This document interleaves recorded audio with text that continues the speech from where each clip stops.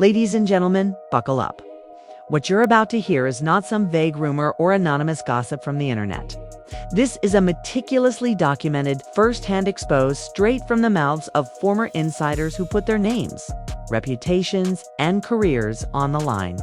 Today, we're diving deep, 6,000 words deep, into the darkest underbelly of Turning Point USA, the once iconic conservative youth organization founded by Charlie Kirk.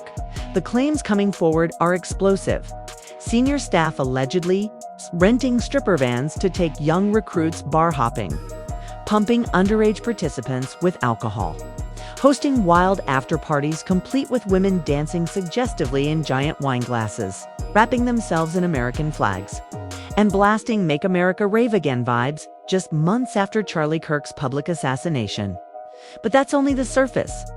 Multiple whistleblowers are now naming names: Tyler Boyer, Mikey McCoy, and a significant number of the male staff claiming they are closeted gay men, deliberately placed in positions of power because they can be blackmailed and controlled. They allege a systematic operation: get the young recruits drunk, isolate them, create compromising situations, and then use that leverage to maintain ironclad internal control.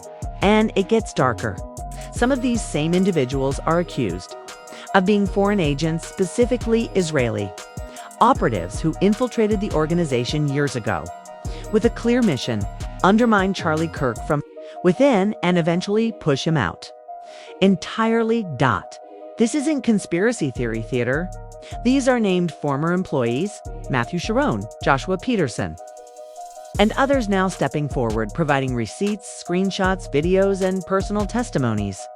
The mainstream media, radio silence, complete blackout. That's why this conversation right here, right now, is the only place these truths are seeing the light of day. Let's start at the beginning and build this picture layer by layer, allegation by allegation, so you understand exactly how deep this rot goes. Music swells, then softens into investigative tone first. Meet Matthew Sharon, a former Turning Point USA employee who is openly gay and has decided enough is enough, in a video that has already sent shockwaves across independent media.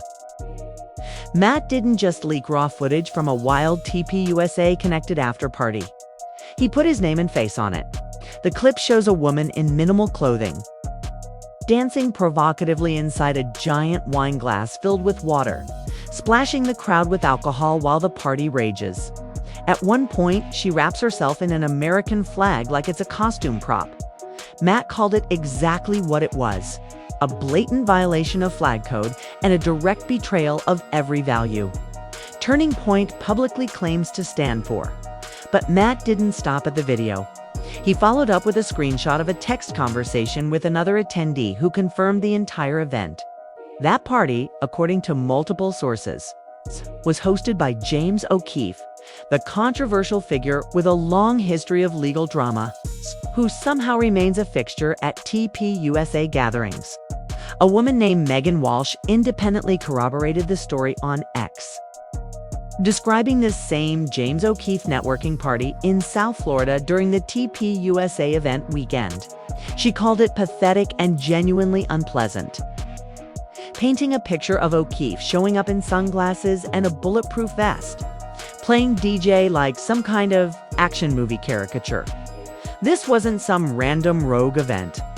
This was during official TPUSA programming, and the decision to invite James O'Keefe to speak at AmFest 2025 just 3 months after Charlie Kirk's assassination came directly from Erika Kirk, the new CEO and Charlie's widow. Think about that timeline for a moment. 3 months after her husband is gunned down in public, in front of witnesses, Erika is greenlighting a Make America Rave Again party promoted by the very same man. The official promotional language: the party of the decade. Not a somber memorial, not a tribute, a rave. But the party footage is only the opening act. Matt Sharon went further, making specific, named allegations about the internal culture of Turning Point USA. He stated publicly on TikTok and other platforms that Tyler Boyer, Mikey McCoy and a large portion of the male staff are living double lives as closeted gay men.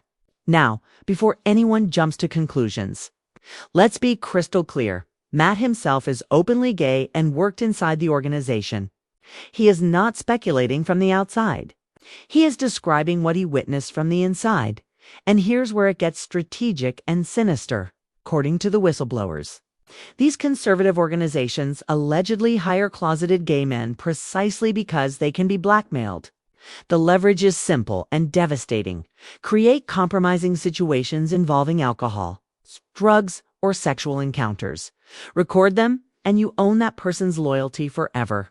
They will do the dirty work, the backstabbing, the undermining, the infiltration, because the threat of exposure keeps them compliant. Matt described it as a deliberate infrastructure of control operating right under the noses of the rank-and-file conservative membership who think they're supporting traditional values. Pause for effect. Music shifts to darker. Pulsing_now, let's bring in Joshua Peterson, another former TPUSA representative who has gone public with his own harrowing account. Joshua was at training when senior. Staff decided to show the new recruits around the city. What happened next sounds like something out of a bad spy novel rather than a Christian conservative youth organization. They rented 2 stripper vans, Joshua recalls. No actual strippers in the vans. But the poles were there. The full strip club aesthetic inside vehicles meant to transport young conservatives. Very odd, very unlike their values, he said. Once they reached the bars in Arizona, the older representatives started buying drinks, and not just for the legal lodge staff. They were allegedly getting minors drunk. Then came the isolation tactic, pulling people out one by one to smoke a cigarette outside. When it was Joshua's turn, the conversation took a sharp, bizarre turn. The senior staff asked him point blank about his views on Israel. Joshua, at the time, expressed support. Then the questions escalated. What do you think about Mossad? Israeli forces. Finally, what if we told you we were part of it? Israeli groups and forces. And when Joshua pressed them, and you work for Turning Point, right? They allegedly replied, yeah, we do. We've been working for Turning Point for the past 4 or 5 years now. Joshua says he and others reported this immediately to TPUSA administration. The response: they said they would take care of it. Nothing happened. Zero action. A massive red flag that, according to Joshua, many insiders noticed but were too afraid to push. This is not just hypocrisy. This is, according to the whistleblowers, potential criminal activity providing alcohol to minors, combined with what they describe as deliberate foreign infiltration at the highest levels of a major American conservative organization. Israeli agents embedded for years, using blackmail material on closeted staff to maintain control and push an agenda. That ultimately led to Charlie Kirk's marginalization and, some claim, set the stage for his assassination. Let's zoom out and look at the bigger picture that these revelations paint. Turning Point USA was built by Charlie Kirk as a bulwark for conservative values among young Americans. Free speech, limited government, traditional family structures, patriotism. Yet behind the cameras, according to multiple former employees, it allegedly operated as a den of vice, leverage, and infiltration. Stripper vans, underage drinking, rave parties, American flags used as stripper props, and a network of allegedly compromised individuals who could be controlled through blackmail. The pattern of projection is impossible to ignore. Remember all the accusations once leveled at Candace Owens? Suddenly, when you hear these whistleblower accounts, those attacks look like classic projection, the very sins being committed inside. TPUSA being thrown outward to deflect scrutiny. Now, let's talk about Erika Kirk's role in all of this, because her decisions as the new CEO demand serious examination. After Charlie's death, Erika went from the self-described traditional wife who preferred to stay in the background to full pyrotechnic stage entrance CEO almost overnight. The speed and comfort with which she stepped into the spotlight raised eyebrows across the conservative world. Exhibit A. The replica tent at AmFest 2025. The very tent where Charlie was shot was physically rebuilt on site so attendees could take selfies with it.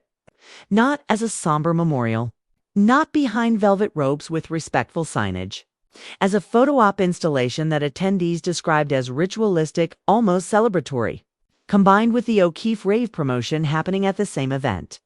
The entire atmosphere felt less like grief and more like something else entirely. Exhibit B. The shopping spree. Reports surfaced of Erika allegedly spending over $1,000 on luxury gym where in the narrow 4-hour window before boarding a private jet to retrieve her husband's body. A grieving widow with 4 hours before collecting her assassinated husband's casket. And the priority was new workout clothes. The question still hangs in the air unanswered. Preparation for what, exactly? Exhibit C. The casket video. Erika was filmed whispering over Charlie's casket footage that was recorded and shared publicly.